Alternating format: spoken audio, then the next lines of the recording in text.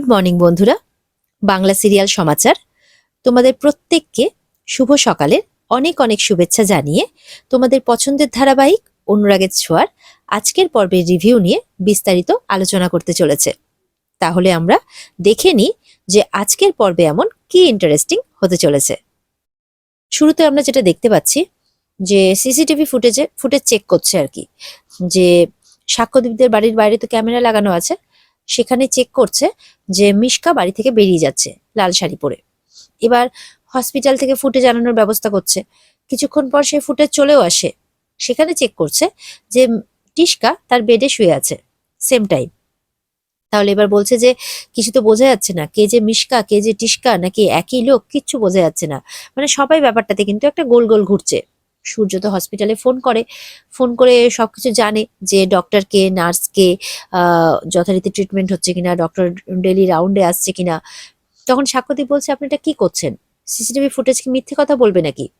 আসলে সূর্য তো জানে হাজার হোক মিশকা চাইলে অনেক কিছু করতে পারে, তাই সূর্য এক্সট্রা ভাবে খোঁজ খবর নিচ্ছে আর কি। এদিকে আরিয়ান বাড়িতে এসছে দীপার খোঁজ খবর নেওয়ার জন্য, সাথে জয়ীরও। অলি তো এটা একদম পছন্দ করে না, বলে খুব ভাল লাগছে না আমাদের বাড়ির ড্রামা দেখতে, এত ইমোশন এত ড্রামা এগুলো খুব এনজয় করছিস তুই। বলে তুই কি বলছিস, আমি তো আন্টির খোঁজ নিতে এসেছিলাম। বলে তাই নাকি, তুই শুধু আন্টির খোঁজ নিতে এসেছিলিস, মায়ের খোঁজ? বলে না, আসলে জয়ীরও খোঁজ নিতে এসেছিলাম। বলে বাহ, এরকম একটা সিচুয়েশন তুই জয়ীর খোঁজ নিতে এসেছিস, ভালোই তো। জয়ী তখন চলে আসে যে তুই এগুলো কি ফালতু কথা মানে কথাবার্তা বলছো, এসব বলি কেন বলছো এসব কথা? মায়ের এই সিচুয়েশন, তোমার তো মায়ের কাছে থাকা উচিত, তা না করে তুমি এই সমস্ত কিছু করছো। আর আরিয়ান তো আমাদের অনেক উপকার করেছে। অলি বলছে আমি আর আরিয়ান যে একটু কথা বলছি অমনি তোমার সহ্য হলো না, তুমি চলে এলে আমাদের মাঝখানে কথা বলতে। তখন জয়ী বলছে এসব তুমি কি কথা বলে যাচ্ছ, এখন মায়ের শরীর ভালো না, আরিয়ান আমাদের এমনিতেই অনেক উপকার করেছে, এই সমস্ত কথা ওকে বলা যাবে না, ও এসব ডিজার্ভ করে না। অলি তো সমানে তার অভদ্রপানা দেখিয়েই যাচ্ছে, বলছে আমার বাবা আমার মা আমার সবকিছু, তোমার কে? তুমি আমার মাকে মা বাবাকে বাবা বলছো, এসবের মানে কি? তুমি আস্তে আস্তে আমার কাছ থেকে সবকিছুই কাড়িয়ে নিতে চাইছো, মানে এরকমই একটা কথাবার্তা বলছে। জয়ী তো খুব বিরক্ত হচ্ছে অলির কথাবার্তায়, কারণ তার কথাবার্তার কোনো সেন্সই নেই, পুরো ননসেন্স কথাবার্তা। তখন সেখানে সূর্য আসে, বলে এইসব কি ব্যবহার হচ্ছে? ওদিকে আরিয়ান বলছে আমার মনে হয় এখান থেকে যাওয়া উচিত। তখন জয়ী বলছে দাঁড়া আরিয়ান, তোর সাথে আমার কিছু কথা আছে, চল বাইরে চল। তখন আরিয়ান বলে আচ্ছা ঠিক আছে চল, বলে দুজনে বাইরে চলে যায়। সূর্য চুপ করে দাঁড়িয়ে থাকে, অলির তো এই ব্যাপারটা মোটেও ভালো লাগে না।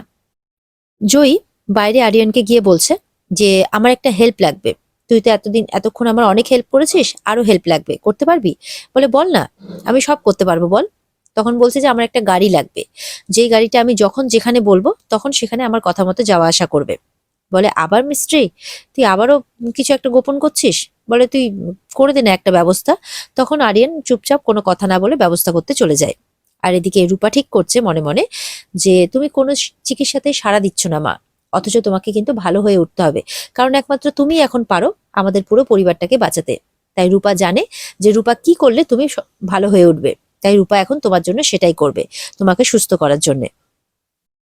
এরকমটাই মনে মনে ঠিক করে ফেলেছে রূপা, যে মাকে ঠিক করার জন্য সে এবার যা করার নিজে করবে। এদিকে জয়ী বাড়ি এসেছে, এসে অলিও দাঁড়িয়ে আছে কিন্তু ভেতরে। এবার জয়ী মনে মনে ঠিক করেছে যে তার বাবাকে আর বোনকে মানে সূর্যকে আর অলিকে কিছুতেই এখানে রাখা যাবে না, কারণ রাখতে গেলে তো সে তার মার কোনো একটা ব্যবস্থা করতে পারবে না। সেই জন্য এবার সে অভিনয় করছে। অলিকে এসে বলছে যে তুমি যে এরকম ব্যবহারটা করলে এটা কি তুমি ঠিক করলে আরিয়ানের সাথে? আরিয়ান তো আমার সাথে দেখা করতে এসেছিল, তুমি কি করে ওকে অপমান করতে পারো? তুমি কি ভুলে যাচ্ছ যে এটা আমার বাড়ি? তখন অলি বলছে এসব তুমি কি বলে যাচ্ছ? জয়ী বলছে আমি যা বলছি ঠিক বলছি, তুমি আমার বাড়িতে দাঁড়িয়ে এই সমস্ত কিছু করতে পারো না, যা করো তুমি নিজের বাড়িতে গিয়ে করো। তখন সেখানে কিন্তু সাক্ষ্যদীপ তার মা এরাও চলে আসে, যে এসব কি করছো তুমি। সূর্যও আসে। এরপরে অলি কোনো কথাবার্তা বলতে গেলে সূর্য অলিকে থামিয়ে দেয়, যে একদম চুপ করো, কোনো কথা বলতে যাবে না। অলি বলছে ঝগড়াটা আমি করিনি, ঝগড়াটা জয়ী শুরু করেছে। তখন জয়ীর পাপা মানে সাক্ষ্যদীপ আর সই বলছে যে এসব কি হচ্ছে জয়ী, এসব কি ধরনের কথাবার্তা হচ্ছে? জয়ী বলছে হ্যাঁ, আমি চাই না যে ও এখানে থাকুক। সূর্যকে বলছে আপনার মেয়ে কোনো ম্যানার্স জানে না, একটা অসভ্য মেয়ে, আপনি আপনার মেয়েকে নিয়ে দয়া করে এই বাড়ি থেকে চলে যান, এখানে থাকবেন না প্লিজ। আমার মনে হচ্ছে আপনারা থাকলে এখানে মায়ের ট্রমা হচ্ছে, যার জন্য ভেতরে ভেতরে মা শেষ হয়ে যাচ্ছে, মা সুস্থ হতে পারছে না। এবার যা করার আমি করব, আমি ঠিক মাকে দেখে নিতে পারবো। অলি বলছে তুমি ভুলে যেও না যে মাটা কিন্তু আমার। সূর্য বলছে, দেখো তুমি এভাবে কেন কথা বলছো, তুমি তো যথেষ্ট সেন্সিবল, যথেষ্ট ম্যাচিওর, তুমি যে এরকম কথাবার্তা বলবে আমি কিন্তু ভাবতে পারিনি। আর তাছাড়া তোমাদের সাথে তোমাদের যার মানে যার যেই সম্পর্ক থাক না কেন, তোমরা এটা ভুলে যেও না যে দীপা কিন্তু আমার স্ত্রী। আর আমি আমার স্ত্রীকে ভালো করার জন্য আমার স্ত্রী যেখানে থাকবে আমিও কিন্তু অবশ্যই সেখানে থাকবো। জয়ী বলছে, না কিছুতেই না। আপনি আপনার স্ত্রীর জন্য কি করতে পেরেছেন এতদিন ধরে? কিছুই তো করতে পারেননি। যদি করতে পারতেন তাহলে মাকে আমাদের রেস্টুরেন্টের স্টোরেজ রুমে থাকতে হতো না এইভাবে কষ্ট করে। আর মা তো আপনাদের সাথে যেতেই চায় না, তাহলে কিসের অধিকার দেখাচ্ছেন আপনি? আপনি প্লিজ আপনার অসভ্য মেয়েকে নিয়ে এখান থেকে চলে যান, কারণ আপনার মেয়ে কোনো ম্যানার্সই জানে না। সূর্য তখন বলছে, দেখো এইভাবে বলো না। আর সাক্ষ্যদীপদেরও বলছে, আপনারা প্লিজ আপনাদের মেয়েকে বোঝান, কারণ আমাকে আমার স্ত্রীর কাছে থাকতেই হবে, না হলে ওকে ভালো করতে পারবো না। তখন সাক্ষ্যদীপ বলছে যে সাক্ষ্যদীপ তো প্রথমে তার মেয়েকে বোঝাচ্ছে, তারপরে জয় গিয়ে তার পাপার কাছে বলে দেয় যে আমি যা করছি আমাকে করতে দাও, আমি ওদের ভালোর জন্যই বলছি আর আমার মায়ের ভালোর জন্যও বলছি। তখন সাক্ষ্যদীপ বুঝতে পেরে বলে যে আমার মনে হয় আপনাদের চলে গেলেই ভালো। মেয়ে যখন চাইছে না, আমি তো মেয়ের কোনো কথা ফেলতে পারি না, তাই আমার মনে হয় চলে গেলেই ভালো। এরপরে তো জয়ী আরো উল্টোপাল্টা কথা বলে যাচ্ছে, যাতে খারাপ লেগে লজ্জিত হয়ে তারা এখান থেকে চলে যায়। আর তখন সই রেগে যায়, বলছে আর বিষ ঢালা বন্ধ করো জয়ী, অনেক হয়েছে। বলে, না অনেক হয়নি, ওরা কেন দাঁড়িয়ে আছে এখানটাতে, কেন যাচ্ছে না?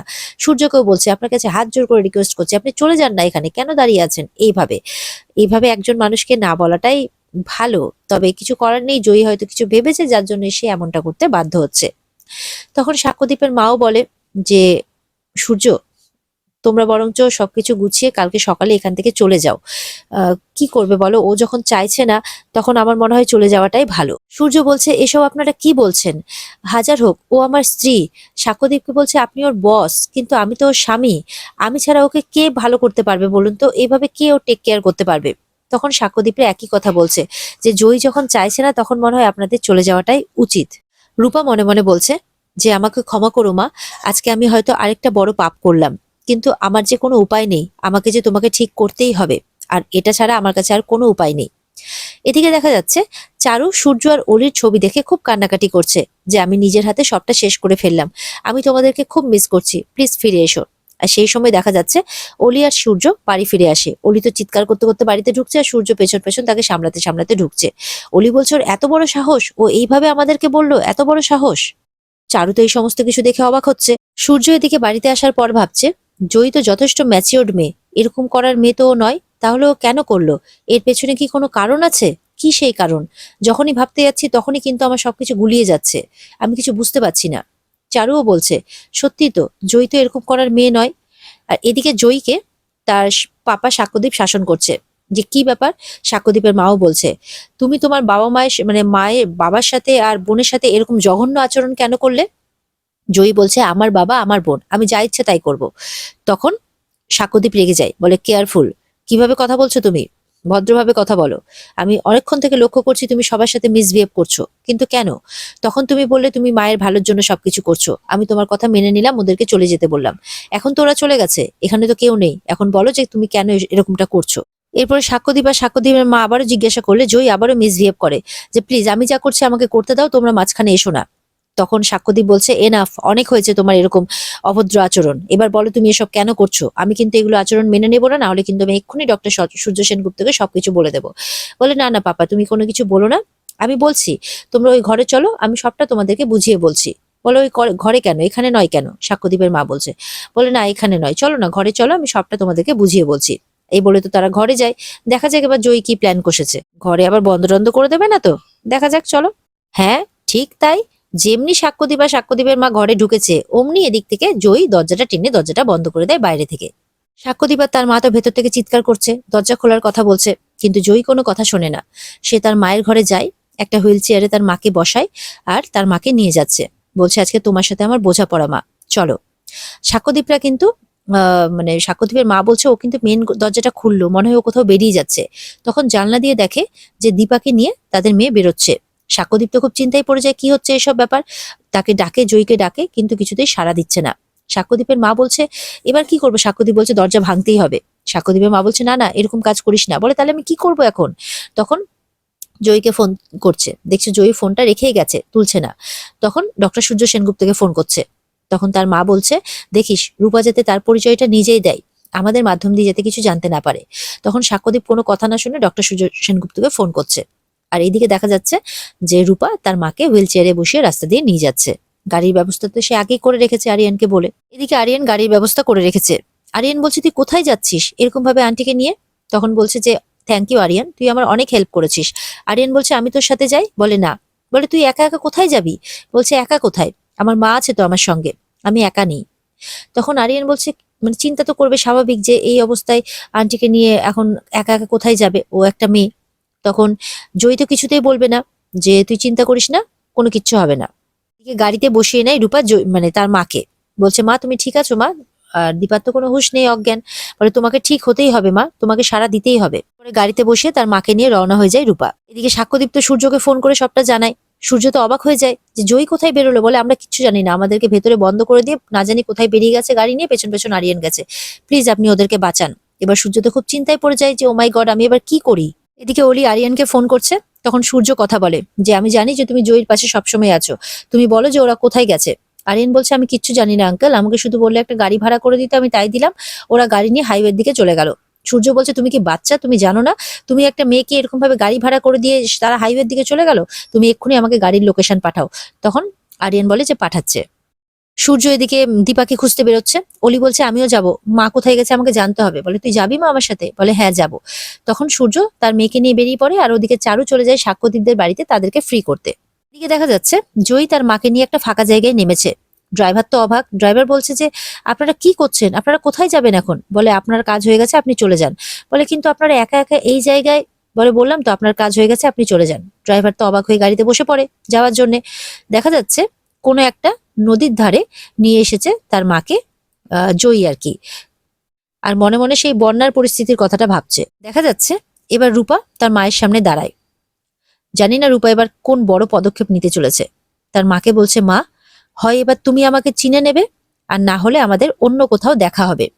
সম্ভবত জলে ঝাঁপ মারবে, নাকি কিছু কিছু তো একটা করবে রূপা, যে তার মা যাতে তার ঠিক হয়ে যায়, নিজের পায়ে দাঁড়ায় আর রূপাকে বাঁচাতে যায়। বা হয়তো দীপার সেই পরিস্থিতিটা ফিরে আসে যে ডাক্তারের চিকিৎসায় তো সাড়া দিচ্ছে না, হয়তো রূপার ডাকে সাড়া দেয়, সাড়া দিয়ে হয়তো নিজেকে স্টেবল করে নেয় বা নিজে সুস্থ হয়ে যায়।